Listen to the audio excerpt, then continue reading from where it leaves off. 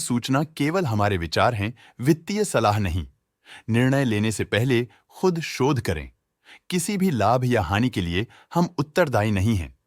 आज हम देख रहे हैं लोधा डेवलपर्स लिमिटेड के 2025-26 Q1 की standalone financial performance. Starting with the sales, पिछले क्वार्टर से सेल्स में -13% का डिक्रीज हुआ है, मगर कंपनी ने पिछले साल के मुकाबले 20% का सेल्स इंक्रीज रिपोर्ट किया। Expenses -14.5% quarter on quarter decrease हो गए हैं, जो साल भर के 17% के राइज के साथ अलाइन करता है। एक्सपेंसेस में डिक्रीज अच्छा है, लेकिन सेल्स में डिक्रीज निराशा की बात है। ऑपरेटिंग प्रॉफिट, जो पिछले साल के कंपैरिजन में 29.5% अप हुआ है, quarter on quarter around -9% decrease हुआ है। Operating profit margin OPM annual basis पे 2% से इंक्रीज हुआ है और पिछले क्वार्टर के कंपैरिजन में 1% से इंक्रीज हुआ है। एक्सेप्शनल आइटम्स को ऐड करके अदर इनकम पिछले क्वार्टर के कंपैरिजन में -6% गिर गई, बावजूद इसकी ईयरली ग्रोथ 53.5% हुई है। इंटरेस्ट एक्सपेंसेस पिछले क्वार्टर से 12% अप हुआ, लेकिन ईयर ओवर ईयर इंक्रीज 30.5% हुआ है।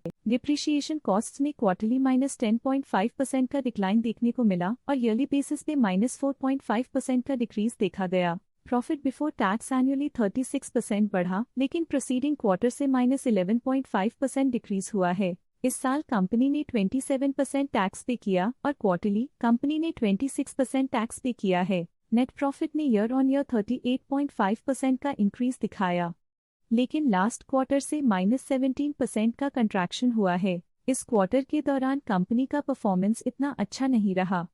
नेगेटिव नेट प्रॉफिट लॉसेस को इंडिकेट करता है। वहीं अगर एनुअल एनालिसिस की बात करें तो इस साल कंपनी का परफॉर्मेंस काफी अच्छा था। अर्निंग्स पर शेयर EPS में साल भर में 2% का इंक्रीज देखा गया, लेकिन क्वार्टरली में 17% की गिरावट भी नजर आई। इस क्वार्टर में कंपनी का EPS इतना अच्छा नहीं रहा। नेगेटिव प्रॉफिट कमजोर एफिशिएंसी को दिखाता है। लोधा डेवलपर्स लिमिटेड के फाइनेंशियल स्नैपशॉट को रिव्यू करते हुए कुछ मुख्य ट्रेंड्स सामने आए हैं, जो कंपनी की परफॉर्मेंस पे रोशनी डालते हैं। जून 2022 से जून 2025 तक लोधा डेवलपर्स लिमिटेड की फाइनेंशियल जर्नी में सबसे पहले बात करते हैं सेल्स की। इस साल सेल्स में 22% की वृद्धि हुई है और पिछले 4 सालों में 48.5% की वृद्धि हुई है, जो एक निरंतर अपवर्ड ट्रेंड को दर्शाता है। 2 साल पहले के टेम्पररी डिप के बाद सेल्स में वृद्धि ने फिर से रफ्तार पकड़ी है, जो बाजार की साइक्लिकल नेचर को उभारती है। अब बात करते हैं एक्सपेंसेस की। इस साल एक्सपेंसेस 28.5% बढ़े हैं और 4 सालों में 47% का इजाफा हुआ है।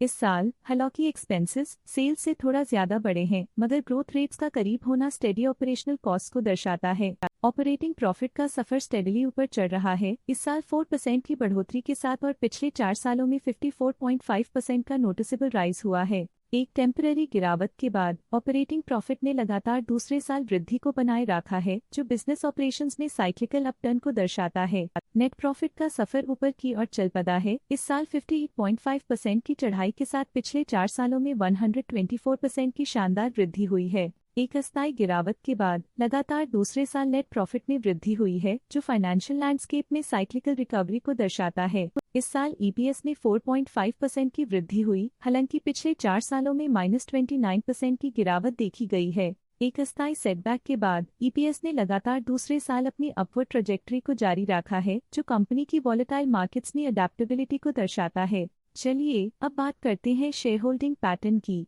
शेयर होल्डिंग रिपोर्ट्स कुछ इस प्रकार की हैं, जो के तक चलता है। ये रिपोर्ट कंपनी के शेयर्स की डिटेल्ड जानकारी देता है, जिसमें promoters, promoter groups, foreign investors, public investors और सरकारी एंटिटीज शामिल हैं। जब कंपनी के शेयर्स का अधिकतम हिस्सा प्रमोटर्स, FII, DII या गवर्नमेंट के पास होता है, तब ये माना जाता है कि कंपनी मजबूत हाथों में है, जो स्थिरता और मजबूत समर्थन को दर्शाता है और इस मार्केट की स्थिरता बनी रहती है।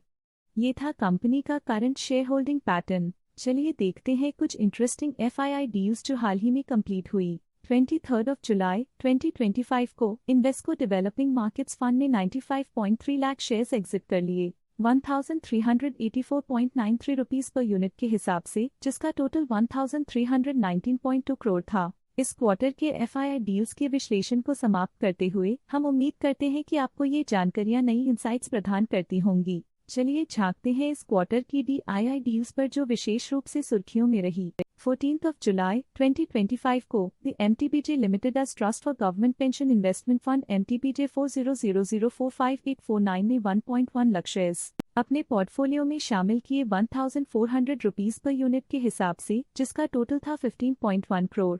14 जुलाई 2025 को the MTBJ limited as trust for government pension instant fund MTBJ 4000045828 ने 1.1 लाख शेयर्स एग्जिट कर लिए 1400 रुपीस पर यूनिट के हिसाब से, जिसका टोटल था 15.1 करोड़।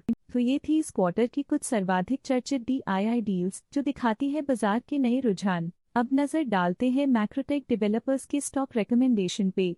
इस स्टॉक का करंट प्राइस 1353.5 रुपीस चल रहा है। मोतीलाल ओसवाल ने स्टॉक की बाय रिकमेंडेशन दी थी।